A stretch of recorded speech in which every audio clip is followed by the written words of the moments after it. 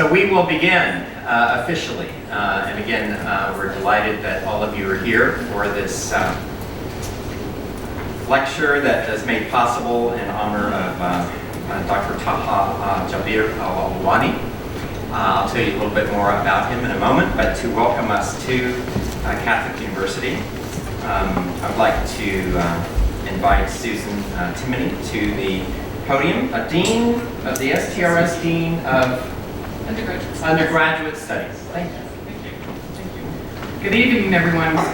It's always a delight to welcome people to Catholic University at this time of year because the campus is splendid in its beauty, but particularly to this place, to the School of Theology and Religious Studies. I think one of the ways in which we form our students, right, is the preparation for encounter and for dialogue. And tonight is such a beautiful example of the fruit that can come from dialogue when we can learn from another tradition and help us to understand ours all the better. And so I welcome you all here. I know we're in for a really thought-provoking and thoughtful evening, and hope that the hospitality that we extend to you is something that you'll take with you when you go. So welcome, and thank you for coming.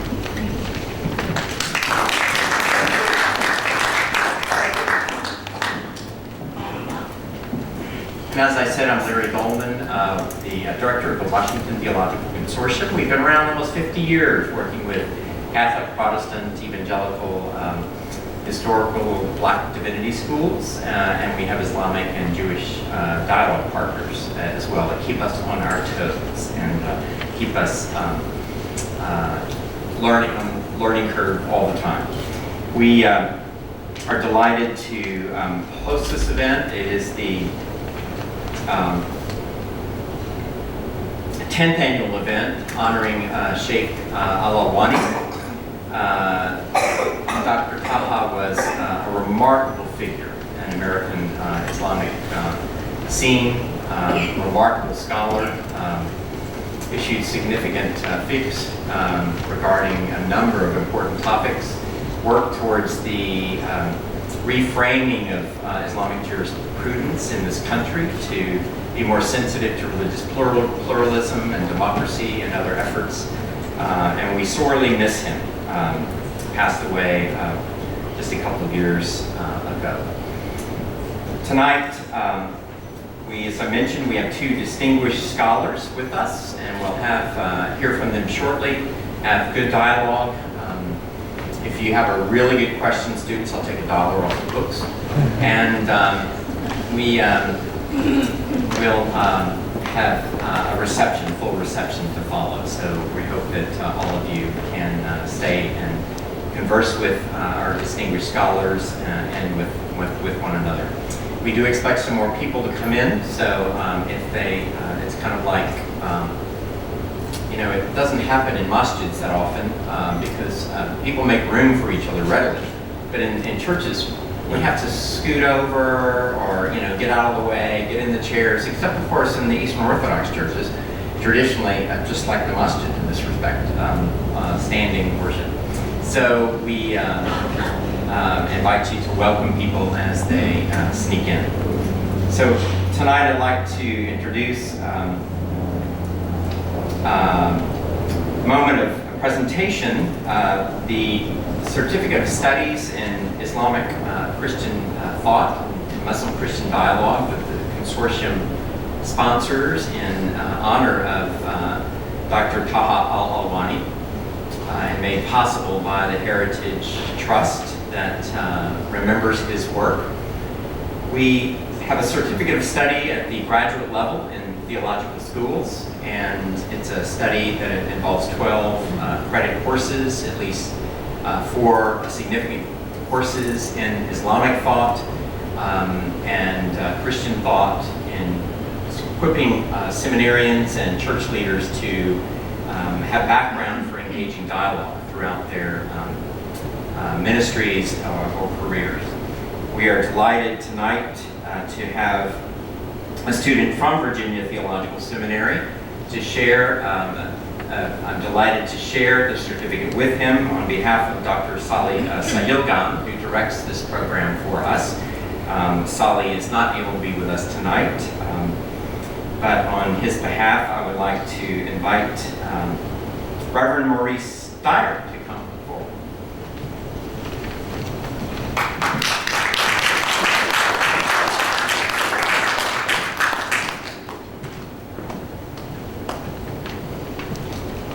So let me share the citation. The Board of Trustees of the Washington Theological Consortium awards the Taha Alwani Certificate in Muslim Christian Studies to Reverend Maurice Andrew Dyer II, who has fulfilled all the requirements of this academic and pastoral program. Signed by the Board of Trustees, my boss, there he is, Jack Fiegel, and myself, and joining the long rank of students who've been involved in the certificate for at least 10 years. So, Maurice.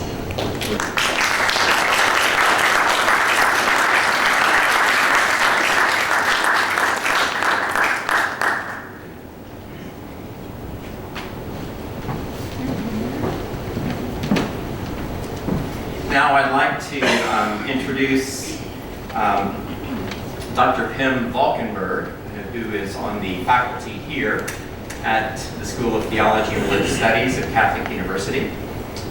Pim is a wonderful scholar in the field of Islamic Christian studies, interreligious dialogue, has written on numerous Muslim movements and academic trends, hermeneutics of interreligious dialogue, and a number of other items.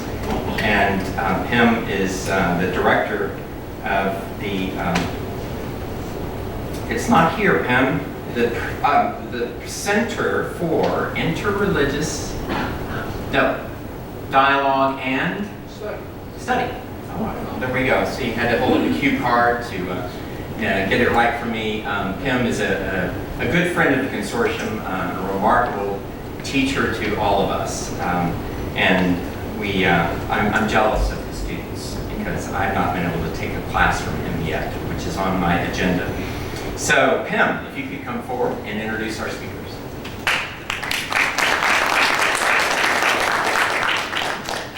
Thank you very much, Larry.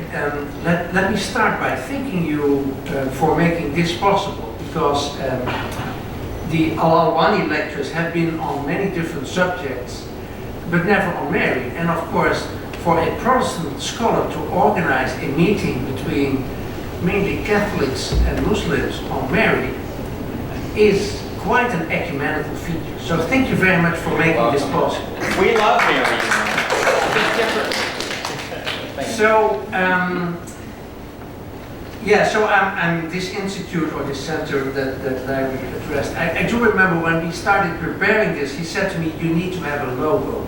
Well, we do have a logo now, but just 2 days. So it is not yet on this format. Next year, I hope we can present as an equal big format logo as you have. And it's blue, just like the Washington Theological Consortium. So and by the way, Mary, of course, her color is blue as well. So somehow there is something in the air here. So my function is mainly to introduce you to the two great scholars today. Let me tell you that this idea of organizing this panel on Mary as to borrow a quotation from Rita, bridge or barrier between the two religions, Christianity and Islam, kind of came because I was and still one of the co-chairs of the comparative theology group of the American Academy of Religion. And we were able to organize, together with the Eastern Orthodox Studies group, a panel on Mary in a number of religious traditions. And that kind of, and both Rita, George-Tvrtkovic and Younus Mirza were on that panel. And it got us thinking about possibilities that have not been explored much, of talking about Mary as a possible interesting figure for both Christians and Muslims. And then when we had a meeting with the Washington Theological Consortium and we were looking for themes, someone brought up Mary, and I remember that I said, oh, if we're doing that, I have two names immediately ready for you. So that is how this event originated. Probably let me just introduce Rita for this moment, or Dr. George, as I should say. And as I carefully in class always talk about Dr. George, and then I have to remind myself, oh yeah, that's the person that in my mind usually goes by Rita. Dr. George-Tvrtkovic is a scholar of Christian-Muslim relations. She's a historian with a specialization in the medieval period. The first book that she published was about Ricoldo de Montecroce, a Dominican friar in the 13th century who went to Muslim majority countries. He is known as the writer of a number of works that are, let's say, usually seen as anti-Muslim, because that was the tradition in the medieval period, but she will tell you more about it, I guess. But he also wrote a kind of a diary in which he expressed his amazement over the way in which Muslims pray, the way in which they take their religion seriously, including their devotion to Jesus as a prophet and Mary as the mother of Jesus. So that gives a kind of a different take on a figure such as Ricoldo. And from there on, one of the things that she did was she was the associate director, I believe, of the ecumenical and interreligious affairs secretariat of the Archdiocese of Chicago. So she did a lot of interreligious work before she got her job at the Benedictine University in the Chicago urban area, where she still is as associate professor now. One of the most important things to know about Benedictine University is that it has 40%, if I remember well. It's a little lower, a little, okay, let's take 35% Muslim population. So she teaches, let's say, to a group of students that is much more interreligious than the group of students in almost any other Catholic institution that you can find. So in that sense, her work is very closely connected to her teaching. And well, I can tell much more, but I guess it's better to let Dr. George herself speak. So I invite you to listen to her and her presentation. Rita, is this your presentation? I thought that Younus was going to go first. Is yours going to go? Okay. I just follow my program. Oh, It's fine with me. Whoever wants to go first. I'll go first. Yeah, okay. So, and in that case, I will continue to introduce Younus Mirza, who is a professor, a adjunct professor in Arabic and Islamic Studies at Georgetown University. Now, there are many jokes made about Georgetown and Catholic University, most of them saying that they are on two opposite sides of the spectrum. I should say, though, that in the case of Christian-Muslim relations, Georgetown and Catholic University are really working together for quite a number of years. So, I mean, our students go there for their courses. Some of the Georgetown students come here. We have quite some relationship, even though I did not meet Younus at Georgetown University. I believe the first time I met him was in Zurich, in Switzerland. We together were at a conference on prophecy, polemics and prophecy. So that's a very interesting topic. We will not directly discuss it, but I think, well, when we're talking about Mary, the matter of prophecy will come up from both sides. And the matter of polemics will certainly come up. So we will hear something about that. So Younus has done a lot of work on different figures in the Islamic tradition, on different traditions of interpretation of the Quran, and he will talk, of course, about the Islamic traditions on Mary, starting with the Quran, and then also going to the later traditions.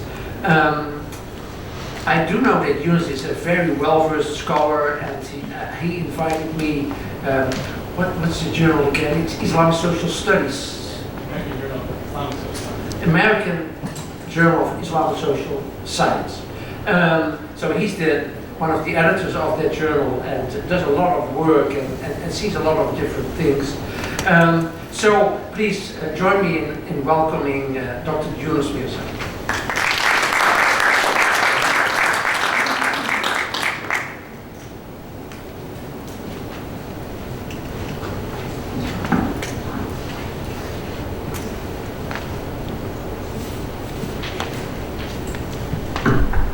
Thanks so much, Pim, for that introduction, and thank you for Larry and the Washington Theological Consortium for hosting this talk.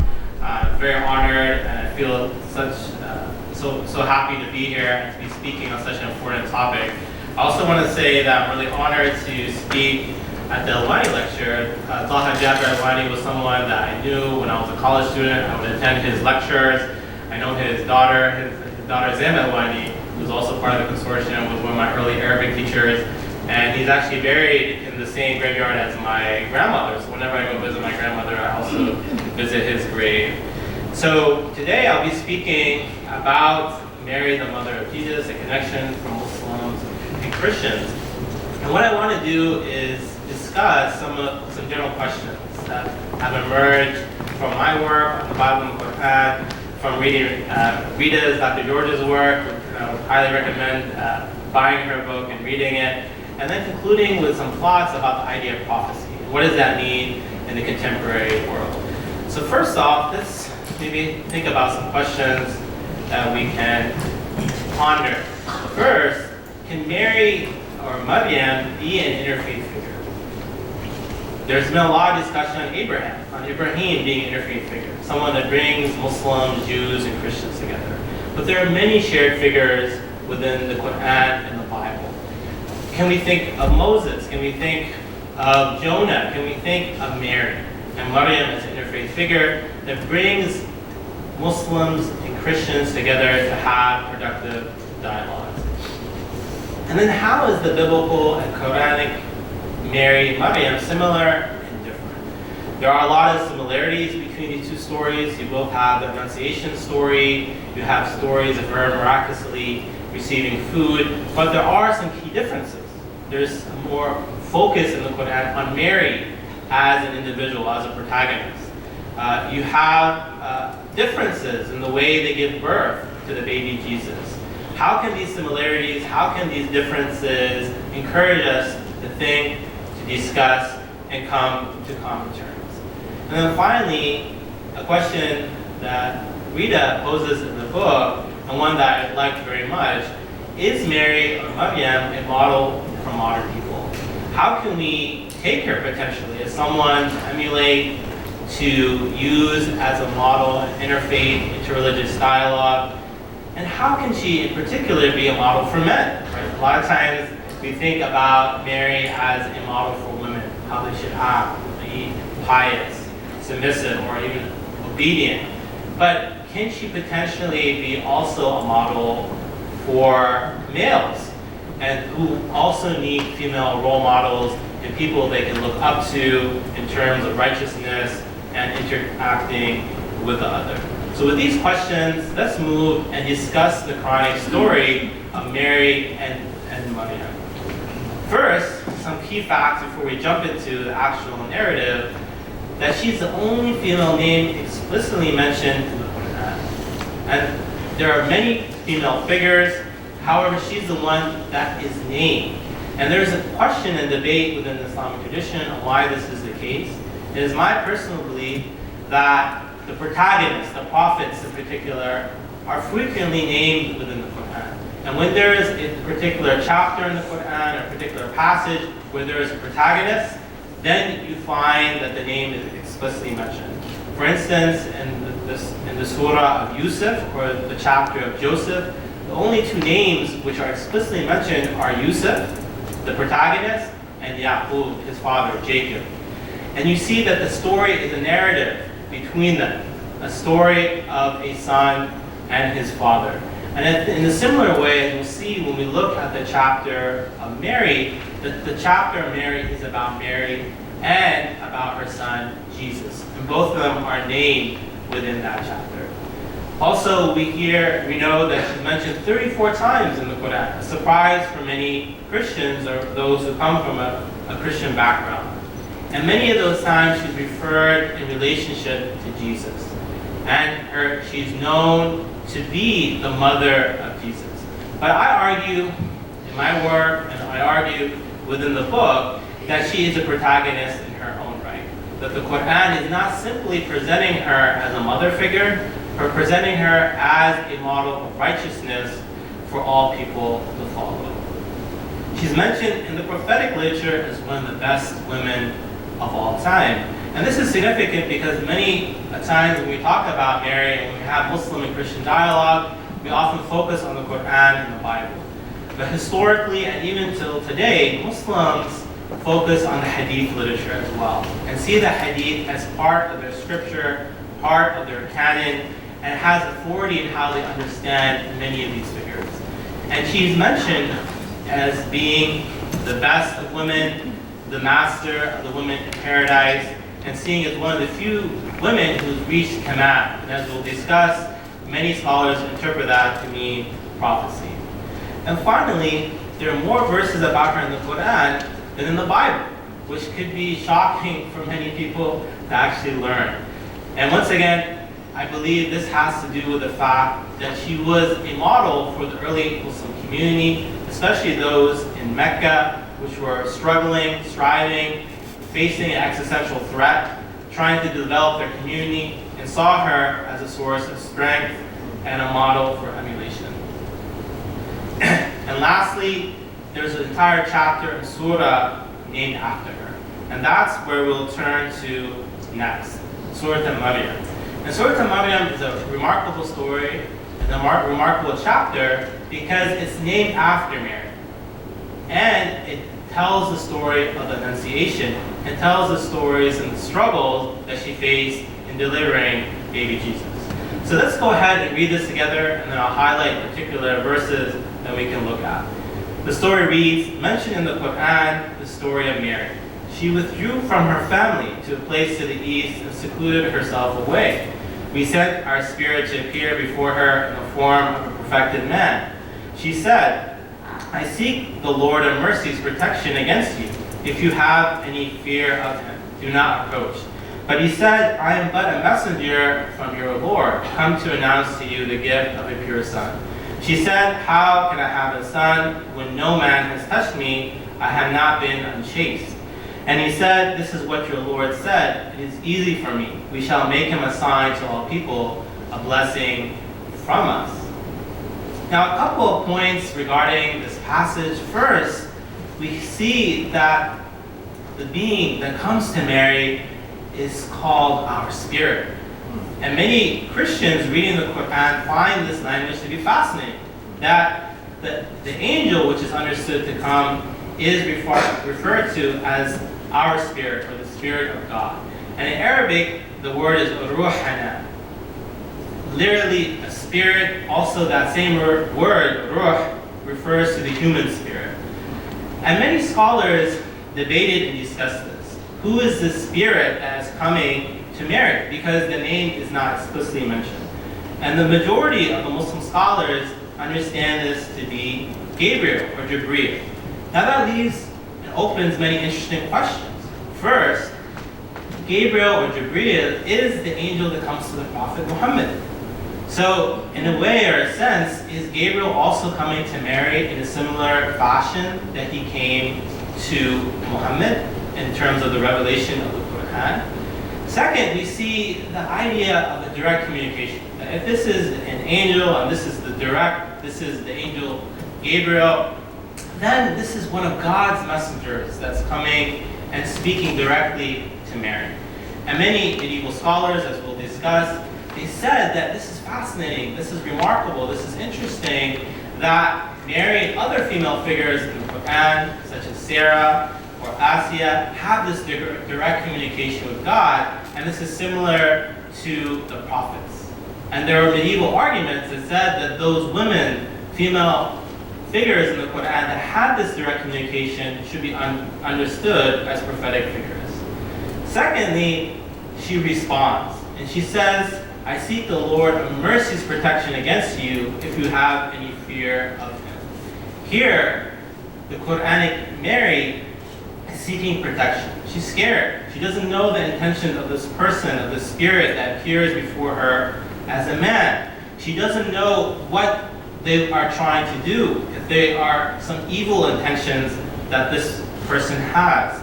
And what she does is she seeks refuge from God, and she invokes the God of mercy, something that is shared and discussed between Muslims and Christians. And she reproaches the person, the spirit, and says, be mindful of God, have taqwa, have fear, be conscious of God before you do anything further. However, the spirit, the angel, responds and says, I am but a messenger from your Lord.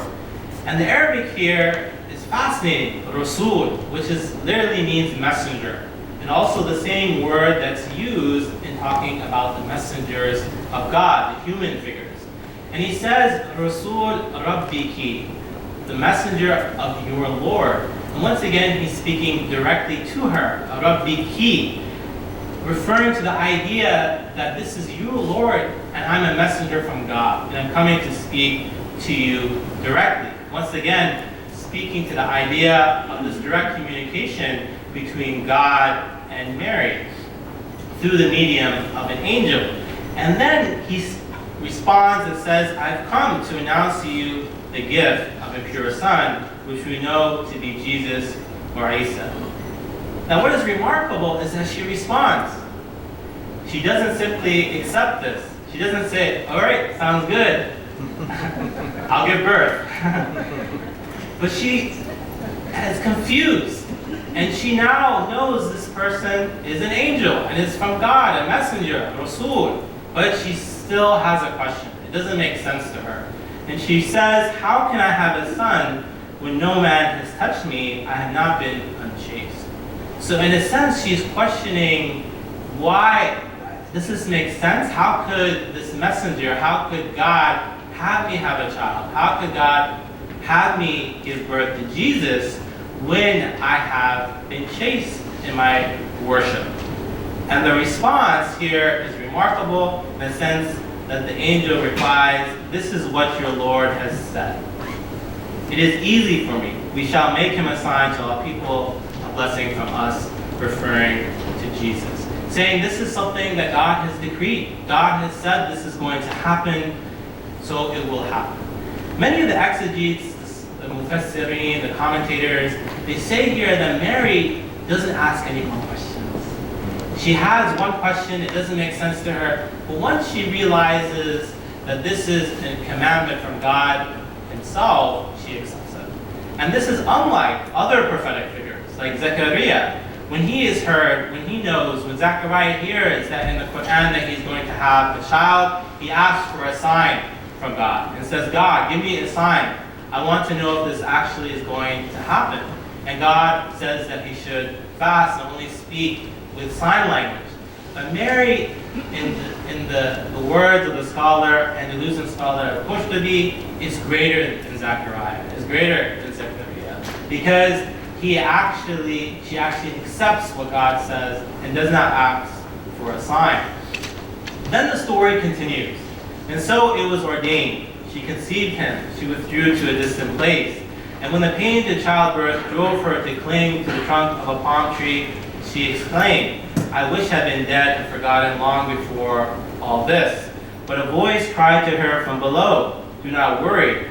Your Lord has provided a stream at your feet. And if you shake the trunk of the palm tree towards you, it will deliver fresh, ripe dates for you. So eat, drink, be glad, and say to anyone you may see, I vow to the Lord of mercy to abstain from conversation, and I will not talk to anyone today.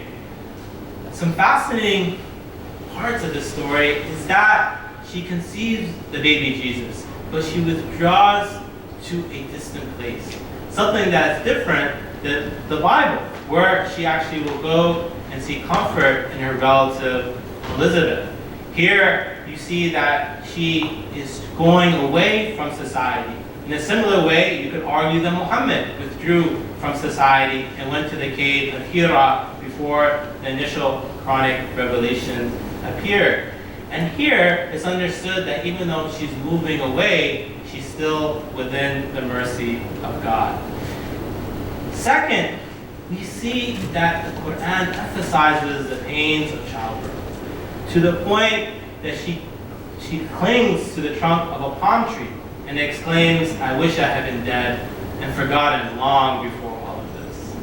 This is a theme that we find within the Quran in general, that it speaks about the pains of childbirth, and it speaks about how it's difficult to give birth, and praises the mother for this hardship that she goes through. And this is one of the reasons children should be good and kind to their parents, especially their mother.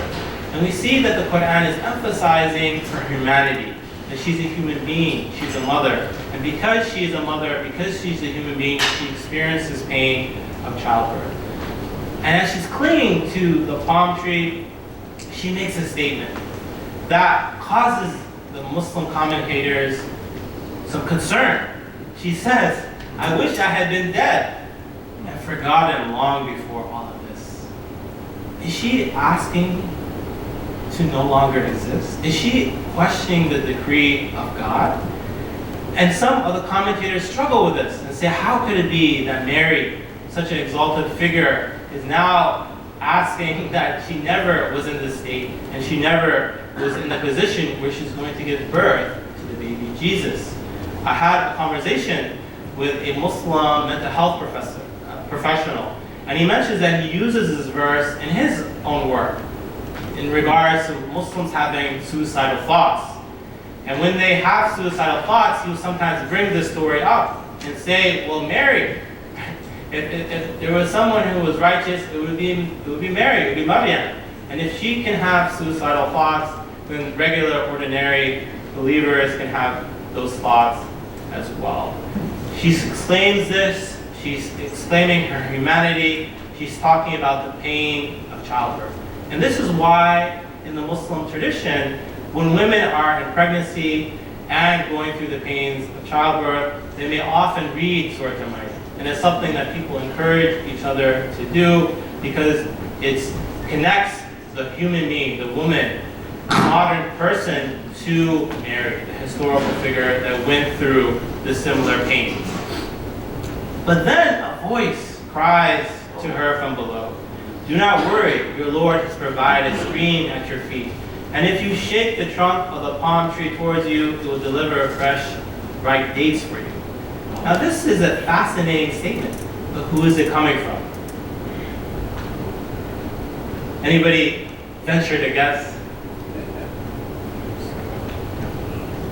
Right, so it could be from the angel, right? The Rasul, but it could be from the baby Jesus. And if this is the case, he's a very bold young man.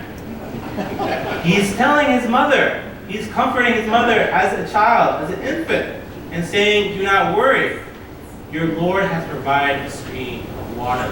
Reminiscing of the Islamic paradise, where it constantly talked about streams approaching and people rejoicing. And telling her, shake the trunk of the palm tree, and then you'll see food that will give you respite and relief.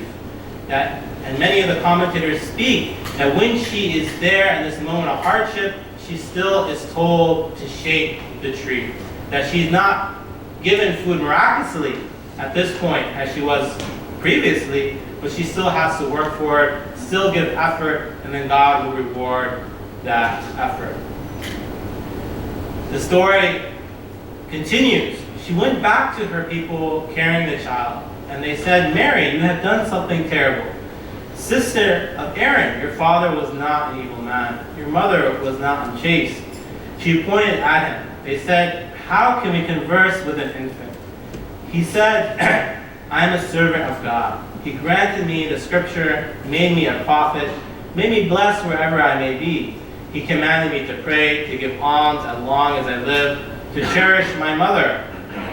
He did not make me domineering or graceless. Peace was on me the day I was born, and will be on me the day I die, and the day I'm raised to life again." Such was Jesus, the son of Mary. What's remarkable here is that she returns back to her people. after going into seclusion. A seclusion that's reminiscent of the early Muslim community, that whether the Prophet Muhammad going to the cave of Hira, to the Muslims going to Ethiopia, now they have come back, they have returned back to their people, but the people are judgmental. The people are asking her and saying, sister of Aaron, referring to her tribe, her lineage, your father was not an evil man, your mother was not chaste. And they're accusing her of committing adultery, committing fornication, accusing her of doing something that would be frowned upon, especially at that time. And what she does is remarkable. She doesn't say anything because she is vowed to not respond. And she doesn't even defend herself, but rather she points to her child, to the son. And they respond in astonishment.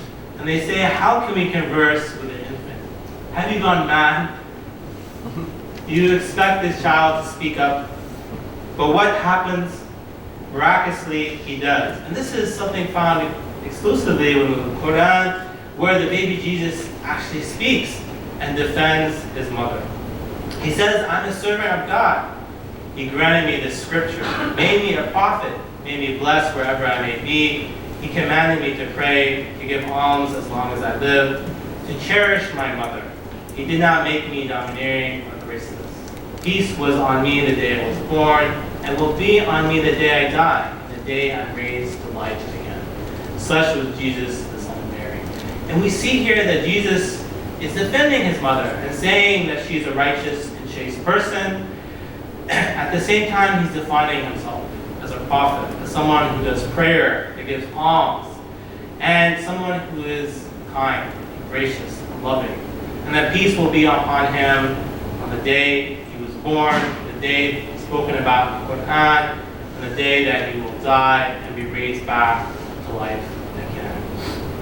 What we see here is this miraculous story, which is unique to the Quranic narrative and speaks to the reality of not just Jesus as the protagonist, coming in and saving his mother from accusation, but also Mary herself, going and discussing the pending pregnancy with an angel, a messenger of God, going through the difficulty of the pain of childbirth, moving away from her people, the fear of judgment, returning back to her people to confront them and present that her baby, her son, her Jesus will eventually become a prophet, and finally, Jesus himself defending his mother and stating that she is a righteous person. Now, I want to move to the next part of the presentation, because this chronic narrative raises several questions. And it raises several questions for medieval Muslims, and those questions continue until the modern day. And those questions are, what is the relationship of Mary with God? And what is the status of Mary within the Islamic tradition? Was she a prophet? Was she simply a righteous woman? Is she a model for all women? Is she a model for all human beings? And this question, especially of prophecy, is crucial because Islam has been described as a religion of prophets. We know that Muhammad is understood to be the prophet, many saying the final prophet or the seal of prophets. And if Mary is understood to be a prophet, then she is on an exalted status, and a status that's revered within the Islamic tradition, and then she can potentially be seen as a model for Muslims and potentially those of other religious traditions. Now, in Surah Maryam, one of the arguments, as I mentioned, was the idea that Gabriel himself came to Mary and spoke to her. And when he identified himself, he said, Rasul Rabbi, I am a messenger from your Lord. And Rasul in the Quran is referred many times to human messengers. It's also referred to Gabriel himself. He's a messenger. He is someone that brings the message of God to human beings. So why in this particular chapter, why did the Quran speak and send Gabriel himself to announce Mary, announce the coming of Jesus, to to marry. Another argument that's used in another chapter in the Quran, Surah Ali Imran, the chapter of 3, verse 42, it speaks to the idea of Mary being among the best women. And the verse says, the angel said to Mary, Mary, God has chosen you and made you pure. And the verb in Arabic that's used to discuss the idea of chosenness is islafaki, meaning I have chosen you. And that's the same word in Arabic used to describe Muhammad, Mustafa, a common name you find in the Islamic Muslim tradition. And the Quran is saying we have chosen you and using a word, a verb, that's many times referred to other prophets.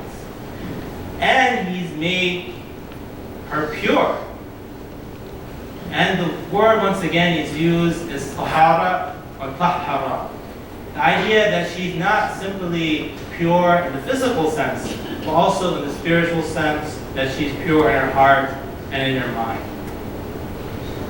Also, we see several prophetic traditions that may speak to her idea of her prophecies. Many among the men have reached perfection, completeness, but only those of the women who have reached perfection, completeness, are Mary bint Imran and Asiya, the wife of Pharaoh.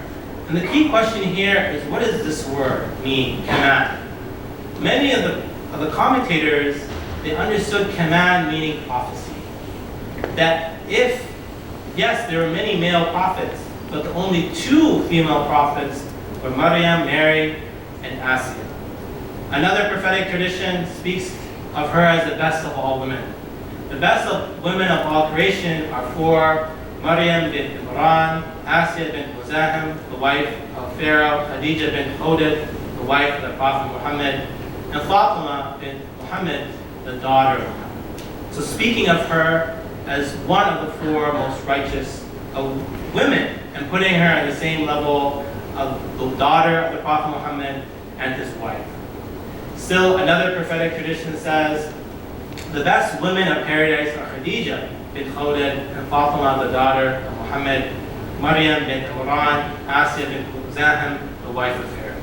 And this tradition, speaking now specifically of the masters of paradise, the women who will be there and leading those in the garden of heaven.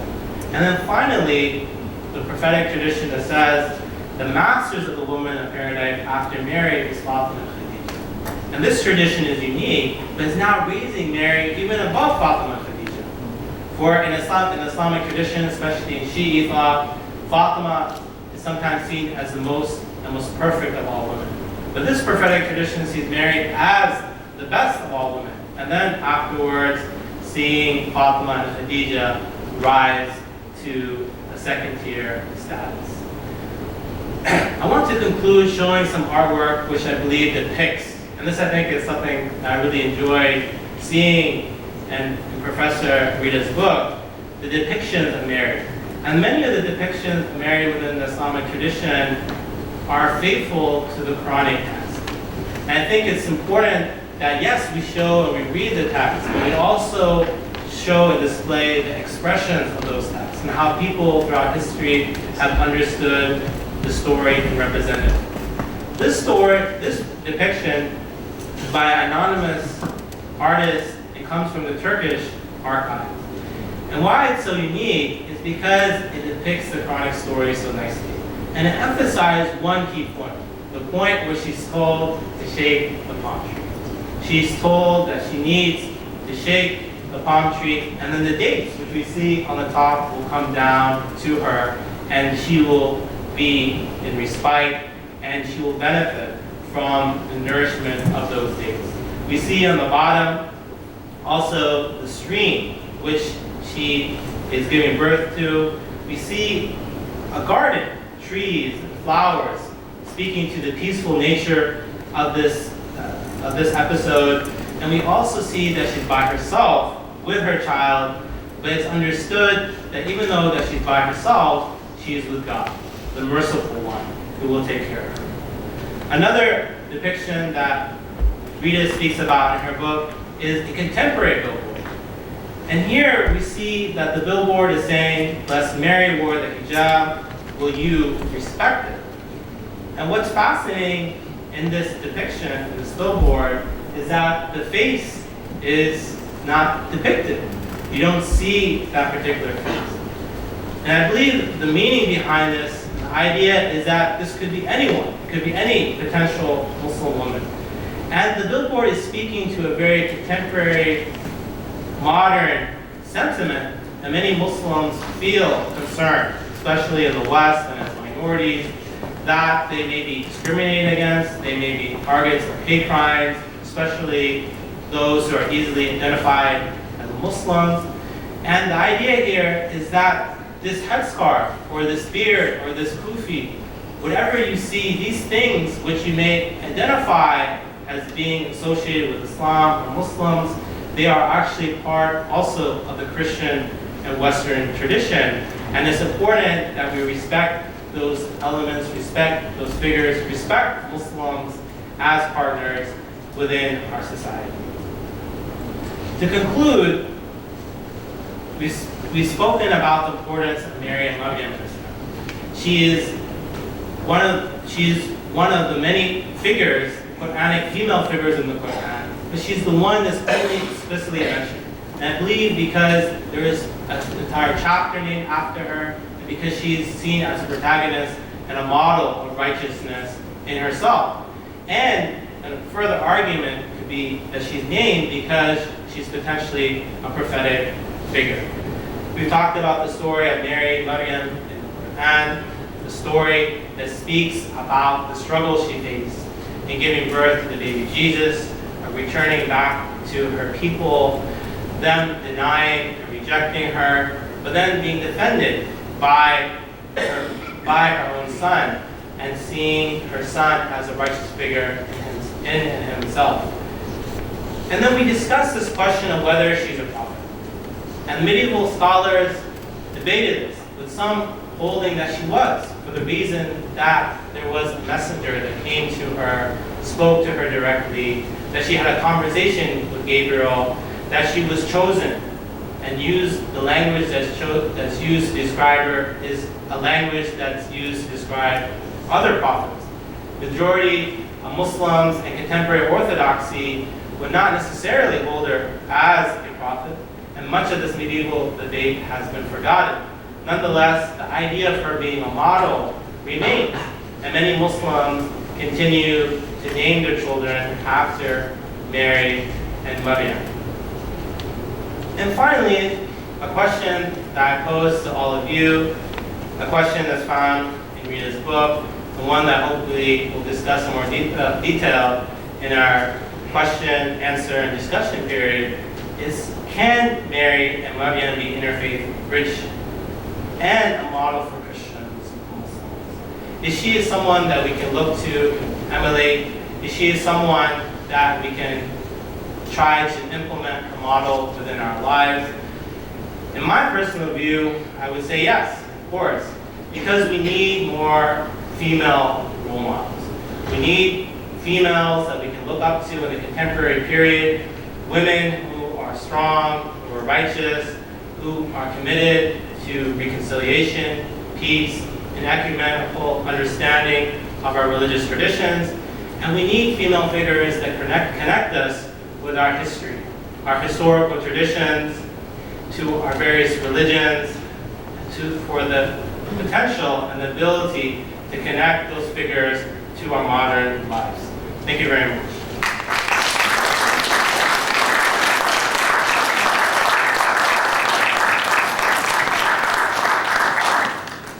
Thank you very much, Younus.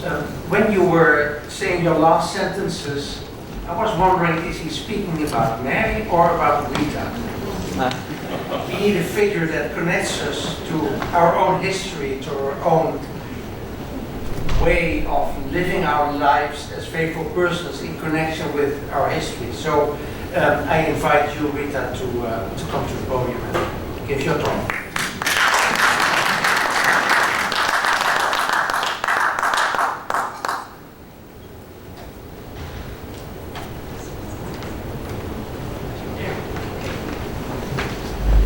Hello, everyone. Good evening. How are you? Well, All right. Thank Thank you so much, Younus. Thank you to everyone who organized this event. I'm really pleased to be here and look forward to further discussion with all of you. After Younus, who did a great job setting the stage by giving us the Quranic Maryam, I would like to focus on the history of the shared Mary, specifically on the Christian side.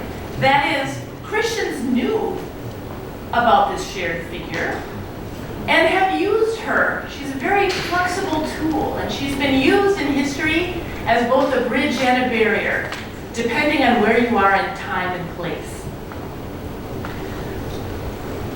So, but one caveat before we look at this shared history, and that is, it's John Levinson's caveat. Have you read the book Inheriting Abraham by John Levinson? If you haven't, I encourage you to, because he takes issue with the term that we all know so well, Abrahamic faiths, right? That Christians, Jews, and Muslims are sort of under the umbrella of Western monotheism.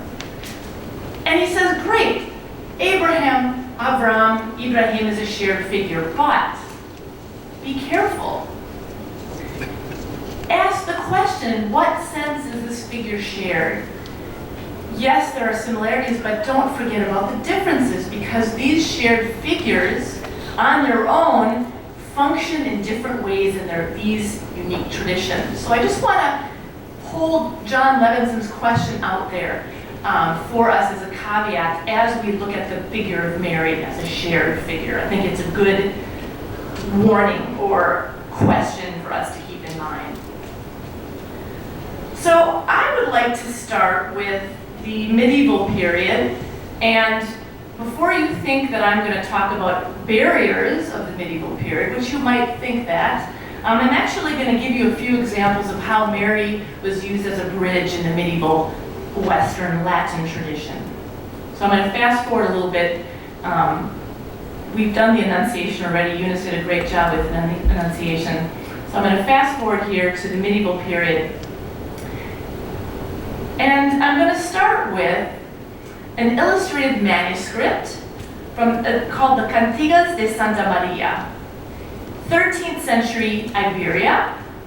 It's written in Gallego, and as you can see, they're cantigas, they're songs. So if you can see on this side, this page here, you can see the music there. But I'm not going to focus on the music, I'm going to focus on the stories. So all the stories, which are various miracles about Mary, are told in 6-panel stories. And I'm going to focus on the bottom 4, but I just wanted you to get a sense of this one. This is a Moor venerating an image of Mary. And of course, by the way, this shared Mary is a Christian imagining this story, right? It's a Christian idea of Mary as a bridge. And of course, the question is, what kind of bridge is she? Because today, we look to her as a bridge to dialogue and friendship, but in the medieval period, there is 2 ways. Either she's a bridge to dialogue and friendship, or she's a bridge to conversion. So we'll see which one she is in this story. But anyway, in the first 2 slides, in the first 2 panels, there's a battle going on between Christians and Muslims somewhere. I'm going to focus on the bottom 4. So in the third panel, you can see here, it's the collecting of the spoils of war. And you can see the booty here, there's swords and gold and such. But in this picture, we have the Muslim who is procuring an icon of Mary and Jesus. And so in the fourth panel, you can see that he's taking the image, he took it home to his vaguely Islamic architecture type home here. And there's his wife and child. And in the text below, it says something like, and the Moor asked God, the Moor said, I'm confused about the incarnation. If you could please give me a sign, a miracle, then I'll believe. And so the miracle is portrayed in this 5th panel, and it's very light, you can hardly see it, but the miracle is that the icon grows flesh and begins to lactate. And so if you can see the streams of milk right over here coming out. And so, of course, in this picture, and here he looks just vaguely curious, and here he's kneeling down. And interestingly, a nice little parallel here, his wife also begins to lactate in this part of the picture. But again, the answer to our question that the panel gives us is Mary a bridge to what? We can see the answer. Here is the Moor going to get his conversion, and then his wife and child waiting in the wings. So that's the first medieval example I wanted to show you of Mary as a bridge, but she's a bridge to conversion. But we're going to look at another cantiga.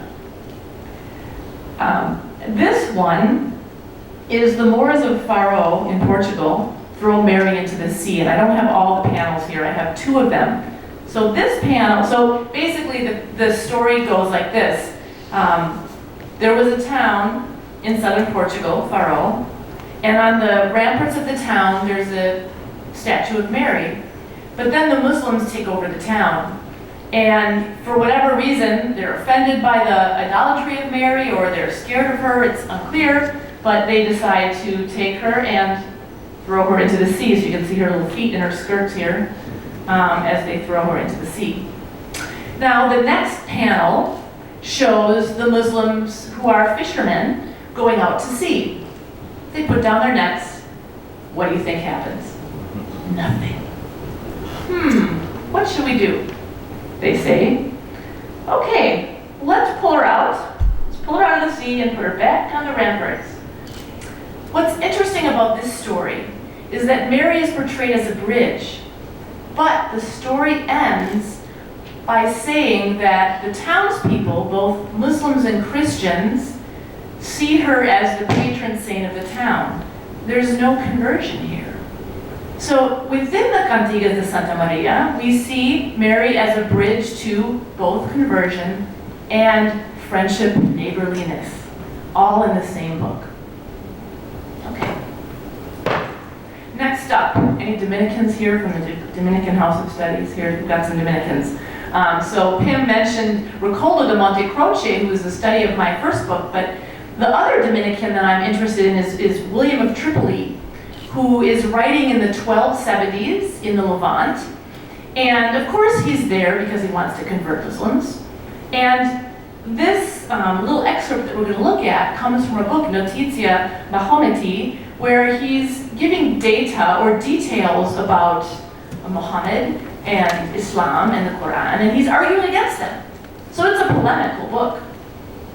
But within the polemic, we see this very interesting description of some sort of religious practice that he observed himself in the mosque. So let's take a look at it.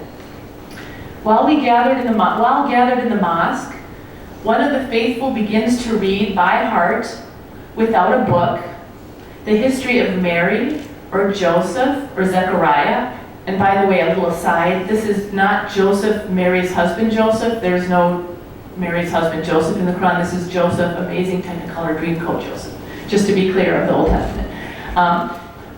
Or another lively devotion. And wherever the name of Jesus, Mary, Joseph, or Abraham, or Muhammad is mentioned, they praise God with sweet whispers and frequently tears. In their prayer, amazingly, I think, Muslims please God and men if they have true faith. William is similar to Recoldo in his amazement. And Recoldo does the same thing about Muslim prayer and hospitality and studiousness. They're amazed, they're stupefied, because they think the religion is one thing, but when they have a personal experience of Muslims, they're surprised. And so he is surprised to see them so devoted to Jesus and Mary and other shared figures. And then this, again, this is in a book where he is criticizing the Quran.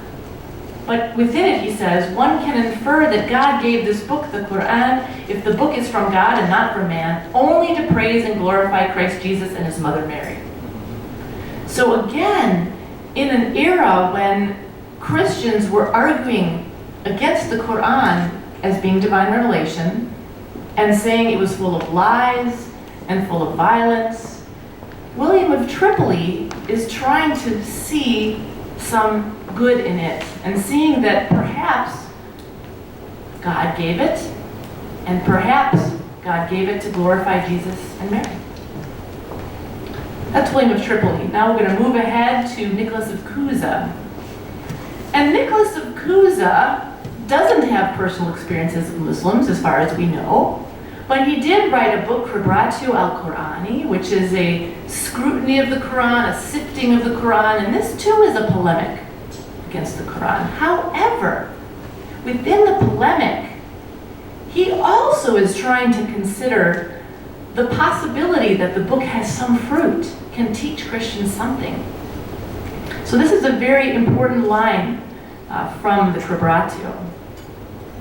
Suppose we admit that the goal and intent of the book of the Quran is not only not to detract from God the Creator, or from Christ, or from God's prophets, but also to give glory to God the Creator, to praise and to bear witness to Christ, the Son of the Virgin Mary, above all the prophets, and to confirm and to approve of the Testament and the Gospel. If so, and here's the key line, then when one reads the Quran with this understanding, assuredly some fruit can be elicited from it. So again, he is reading the Quranic Mariology and the Christology, and he's reflecting on the possibility that there could be fruit in this book. Okay, so those were a few medieval bridges. Now as we move to the early modern era, we're going to see some barriers.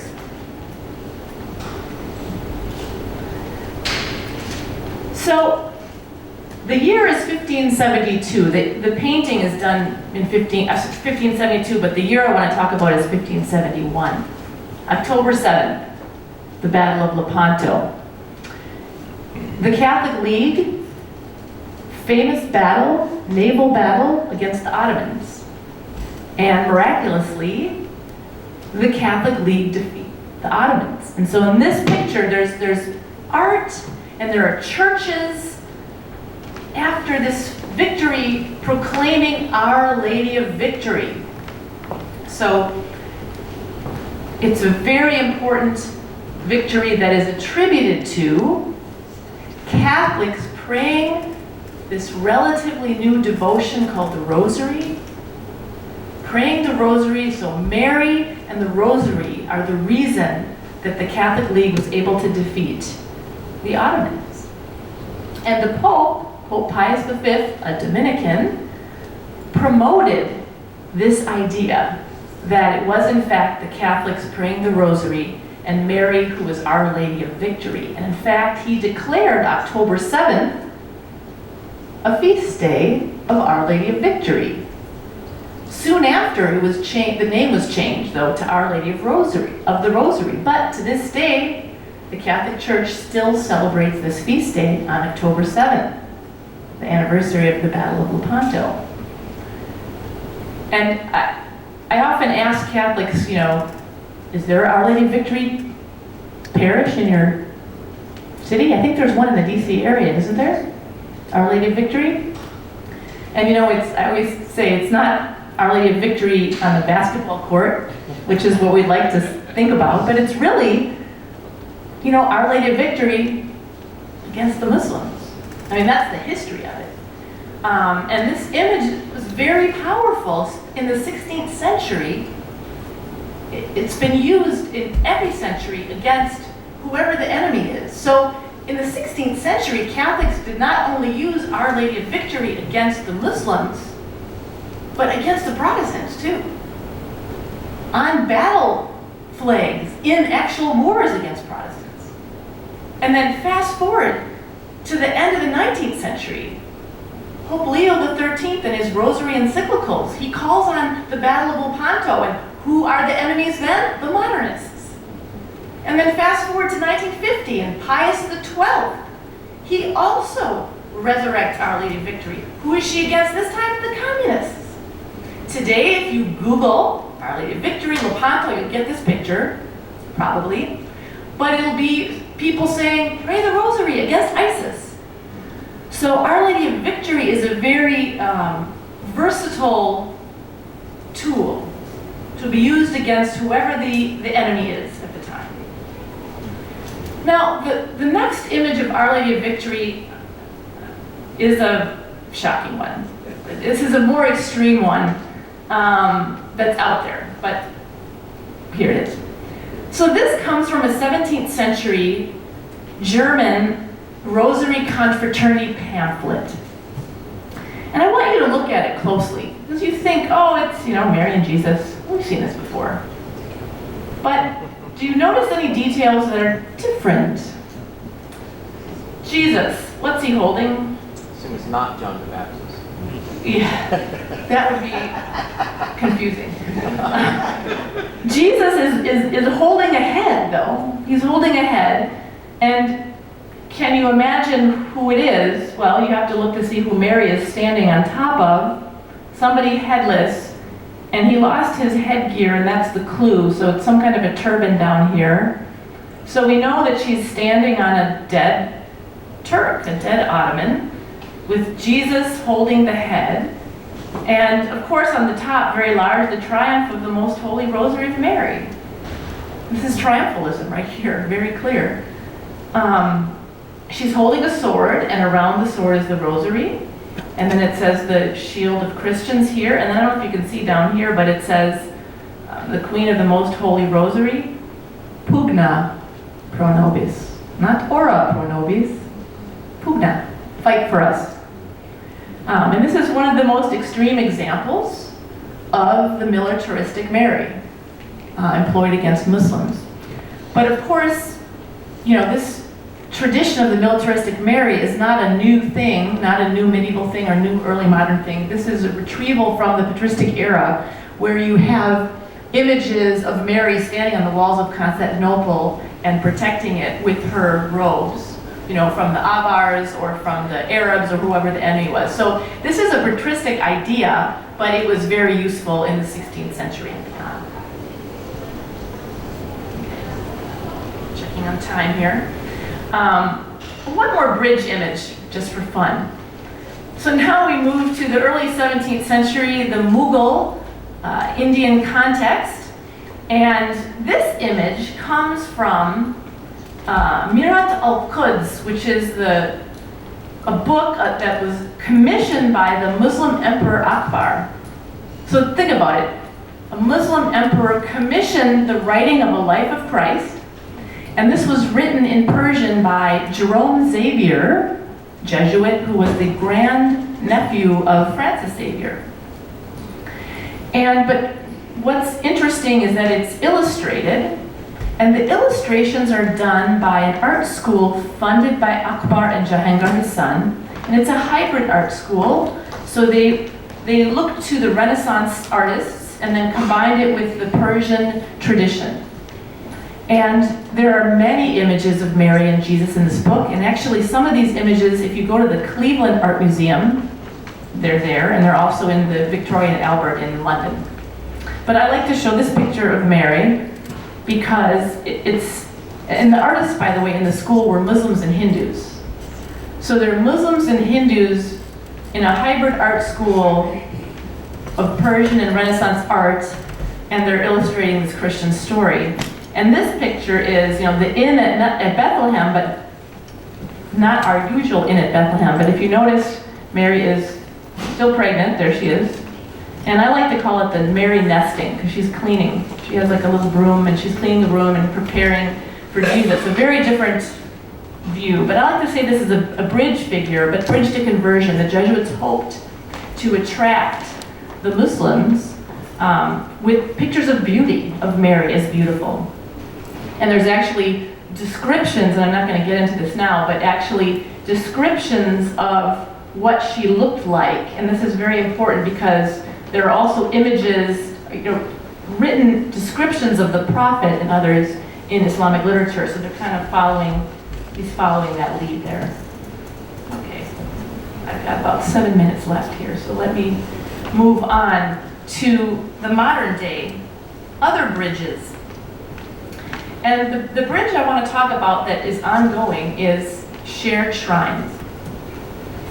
All around the world, we have examples of Christian shrines to Mary that are visited by Muslims. And in fact, in some of the places, they're visited by more Muslims than they are by Christians. One of the more famous ones is Meryem Ana Evi, Mary's house in Turkey, and which is outside of Ephesus, which of course is very interesting because Ephesus is the place, the Council of Ephesus, where she was declared Theotokos, which is a God-bearer, right? Which is precisely the thing about which Christians and Muslims disagree.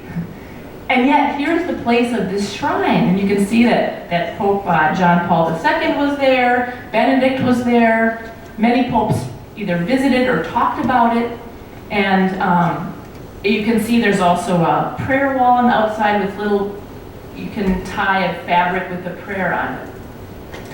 And this shrine really started to burgeon in the 1950s, the Marian decade of Pius XII. And in fact, Pius XII talks about it. And if you look at the notes from the Second Vatican Council about Vatican II, about Nostra Aetate, and the line about Marian devotion, the bishops discussing this topic on that day, 3 of the bishops mentioned specifically shared shrines and specifically this shrine. So this popular piety, you know, is connected to the theology of Vatican II and Nostra Aetate, particularly this place. Here's another shared shrine in Our Lady of Africa in Algeria, which is visited by 95% plus more Muslims. And if you see the French in there, Notre Dame d'Afrique, priez pour nous et pour les musulmans. That's quite a statement. Pray for us and for the Muslims. Also in Pakistan, in Mariamabad, this is a shrine visited by Muslims and Christians and Sikhs and Hindus. So multi-religious shrine. Also Our Lady of Sayyidnaya in Syria, which as far as I know has not been destroyed by ISIS. And this place has been visited, I've seen medieval accounts mentioning this place, that Muslims and Jews and Christians all visit this place because they want the healing oil. And so I have actually an image here, if you can see, well, it's difficult to see, but under this image you can see there's oil dripping down into this basin. And so this is a very ancient shared shrine. Lebanon, Our Lady of Harissa, and I have a nice image here with these, and many women from Iran in particular come here. There's so many women from Iran who come here that they actually have signage in Farsi. So I love the juxtaposition of these women, and then there's Francis, there's Jesus. But Lebanon is important because, as you know, it's a mid-Eastern country that has a very high percentage of Christians. So 35% Christian, I believe. And so a few years ago, the national government decided that they would make a national holiday out of the Annunciation as a way to show that the whole nation of Christians and Muslims share Mary. And I just wanted to put Louis Massignon out here as sort of one of the key people who, is important for so many reasons. He coined the term Abrahamic faiths. He was a professor to many framers of Nostra Aetate, but he really saw Mary as a bridge to friendship and dialogue. And again, this is the key part of Nostra Aetate, with the line of they also honor Mary, his Virgin Mother. At times they call her with devotion as one of the key shared elements here, not only in terms of theology, but really in terms of praxis. The later part here is about praxis, right? Prayer, almsgiving, and fasting, but devotion is important. And I want to end with I have a billboard too, Younus. So I took this picture. This is I-294 northbound in Chicago on the way to O'Hare Airport. Don't worry, I wasn't driving when I took the picture. Someone else was. But again, the same idea. And this was put out by the Islamic Circle of North America. I don't know what your billboard was put out by. Was it also ICNA? This is their campaign, but so slightly different here though. Respect, honor, strength, hijab, a head covering honored by Mary, Mother of Jesus, and also worn by Muslim women. So again, who sees Mary as a bridge? Well, Muslims do now. Christians do, but Muslims do as well. They want to use that. And you know, we need bridges now more than ever. But I would say, just to end with this point, is that Mary is a versatile bridge. Not only can she be a bridge between Christians and Muslims, not only can she be a bridge between different kinds of Christians, an intra-religious bridge, and by the way, Mary has been an intra-religious barrier for a long time, right, between various Christians and also between Muslims, because some Muslims will say, you should not be going to those shrines, you should not be calling on anyone besides Mary. So she's often been an intra-religious barrier, but I want to end with another kind of bridge. I think she can be an intra-Catholic bridge. And this is between Catholics, and this is why. Because oftentimes we have the Mary-loving Catholics over here, right? And we have the interreligious dialogue-loving Catholics over here, as if they were two groups. But of course, we're Catholic, lowercase c, so I see Mary as a way to bring Catholics together. So I think she's a multi-purpose bridge. And I think I'll end on the note of bridge, and hopefully Pim will take us to the next level of discussion. Thank you for your attention.